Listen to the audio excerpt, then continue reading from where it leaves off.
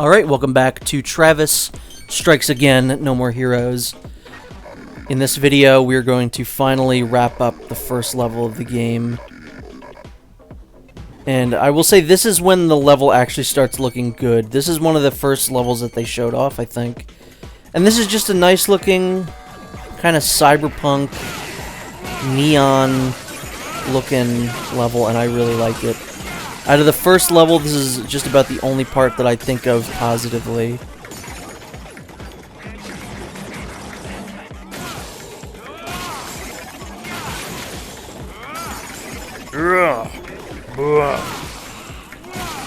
Yeah, I kind of feel like it's great that they brought the voice actors back to do the voices, but there's maybe a little too much voices in this game.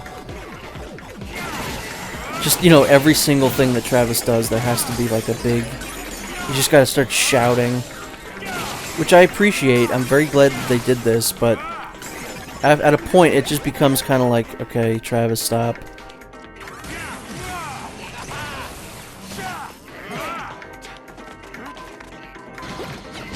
Again, just to be clear, I would rather the voice acting be in here than not in here at all. Which is what they were planning on doing. Until people complained. And yeah, it's very strange that a series like this can, like, maintain voice actors for as long as they do.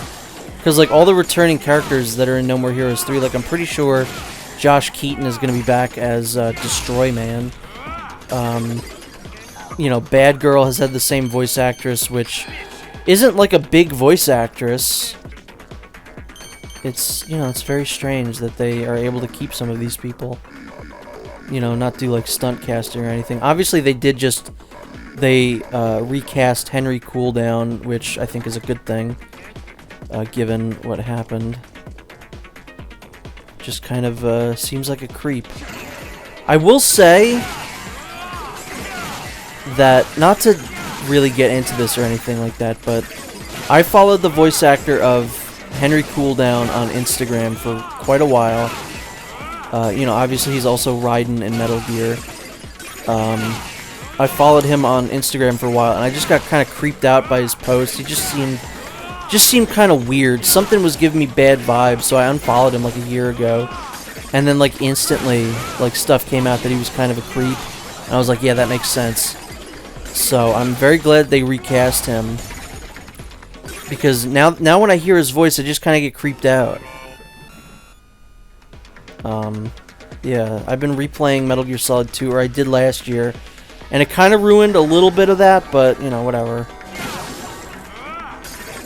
Those enemies, I think, later on in the game, they give you a lot of experience if you kill them, because they kind of fly in very quickly and then leave, so that you have to kind of kill them quickly before they disappear. But yeah, that one was just kind of a freebie. I think they give you more Experience. Don't exactly remember. We'll get into that, though.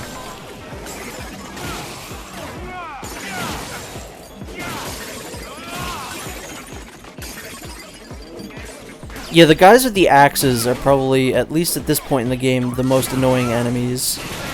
Just because they take way more to kill. And they're one of those enemy types that, you know, you attack them once or twice and then they're instantly going to start attacking you. So you gotta get out of the way. If this game had a guard button, I think a lot of the issues that I have with it would be gone.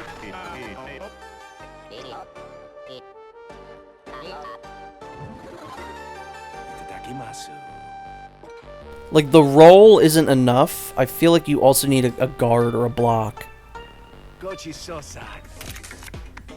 So yeah, I think you want to track down all of these ramen shops.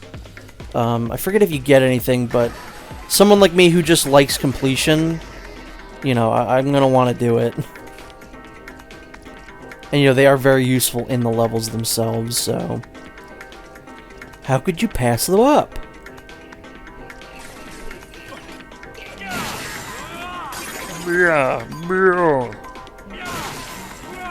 Yeah, this part was kind of confusing, because I just was running towards the end, and I heard enemies spawning, but I figured they'd all be at the end. But they are not. They've spawned, like, all throughout this little, like, highway. And I don't quite know why that happened. Get out of here. You big weirdo.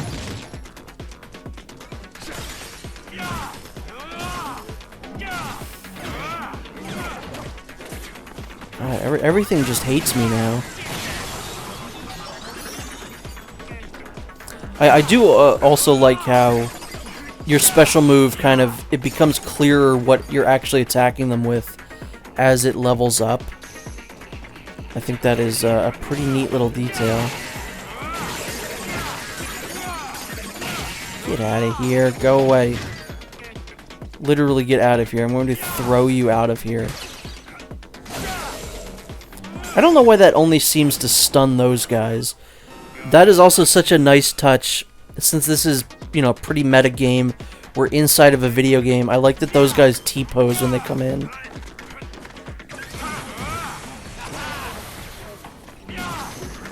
Like, I don't even know why they made it such a big deal about this guy coming in. Like, they're not really that interesting or more difficult than the, like, the red guys. Banana.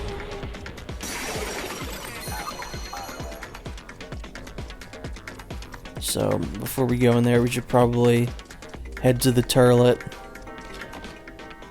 Let Travis drop a deuce here. I don't know what, like, why is the background like that? Like, that's so weird.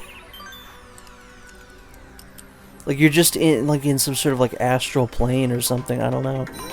Very strange. Whatever you say, game.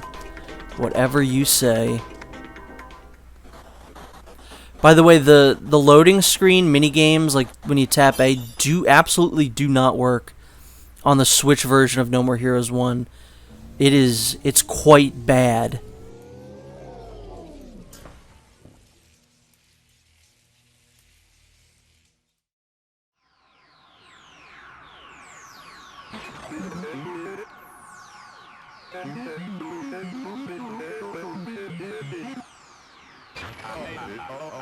I know you. I played that for days at the arcade.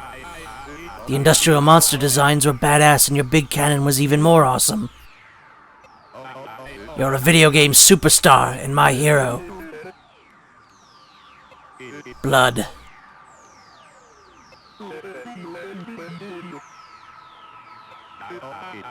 It just gets my blood running. You feel it too, right?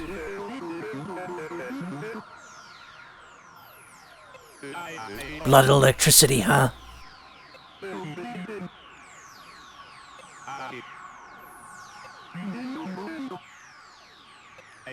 How many answers are there to that question? What about you?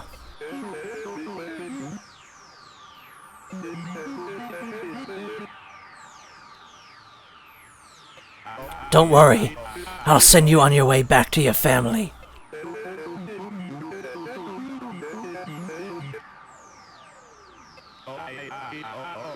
What, you want to do a barbecue together?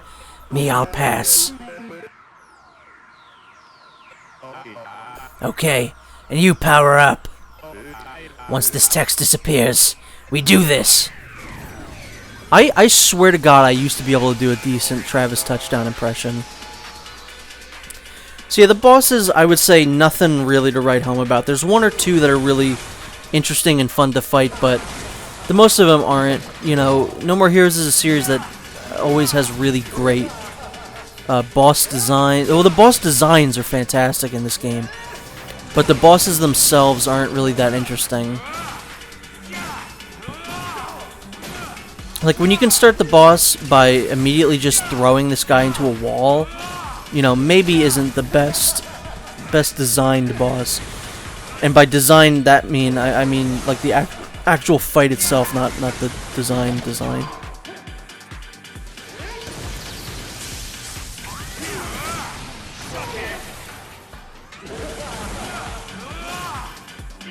And I will say, it is not very easy to dodge the shmup stuff in this. Like, when he's shooting like that, very difficult. You know, this isn't Nier Automata.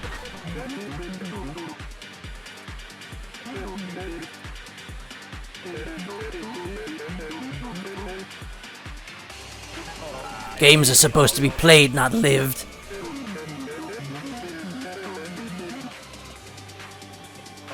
Whatever. Anyway, hurry up and change phase. You're not telling me this is the end, right? Seriously? This dude is batshit crazy. I like it, Triple Star.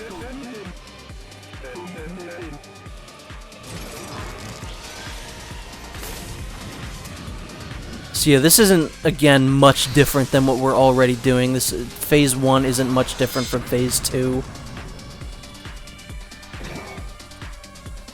So, obviously there's these generators around here that we're going to want to destroy.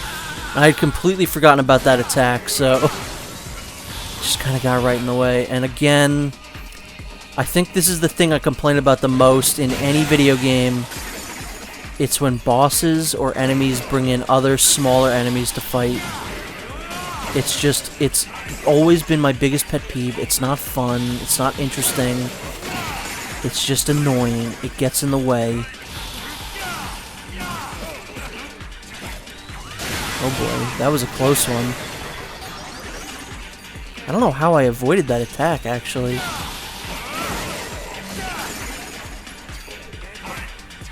Alright, everyone get away from me. That's all you need to do. Okay, I guess I hit that guy into that, which is nice. Another thing is that Travis will kind of lock onto certain enemies. Like there, I was trying to attack the generator, but he was attacking the enemies instead. Which isn't very good, and that happens multiple times where you're like, oh, I really hope I get this, you know, this skill move to happen on the big enemy, and it's like, no, you attack the small enemy next to you instead.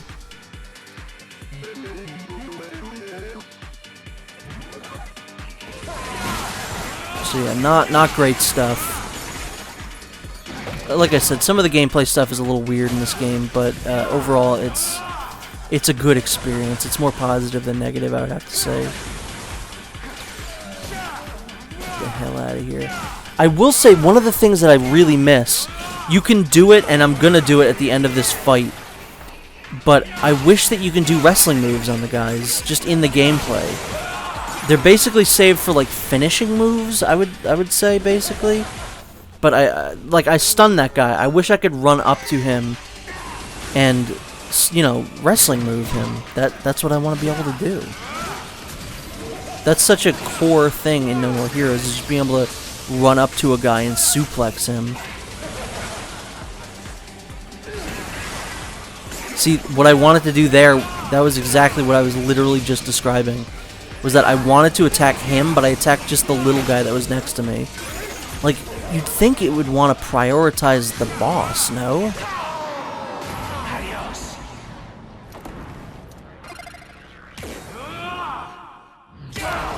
Oh, it's so satisfying. You win. That looks like the Metal Slug font. Honestly, I don't know. It's so similar. And the levels don't rank you, but you do get ranked on the bosses specifically, which I think is a kind of weird thing. Although, I guess they kind of did that in No More Heroes, like the other games, too, so I guess it's not, like, unique for this.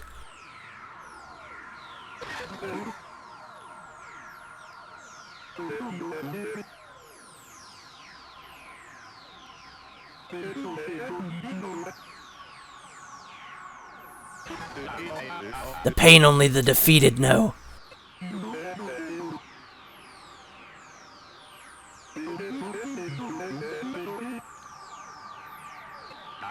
I don't need to be told. I'll do as I like anyway.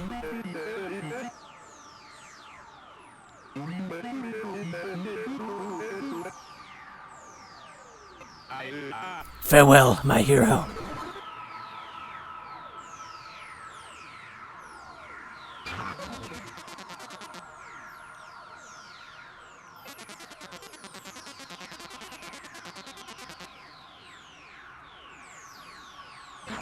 You're calling me a destroyer? I could get used to it, but I really hate those stereotypical anti-hero types.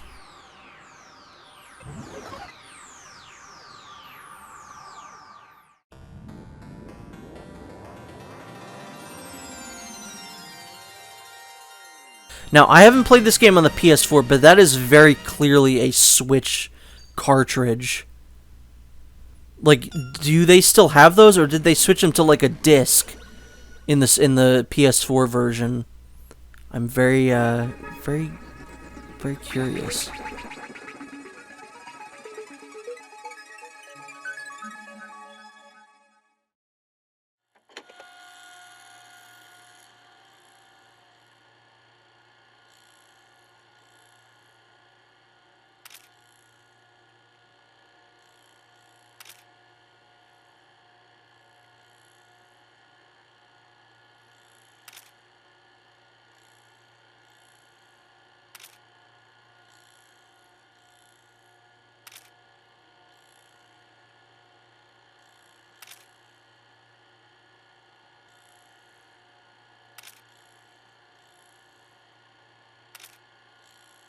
Ah, he said it. He said the thing. It's the name of the games.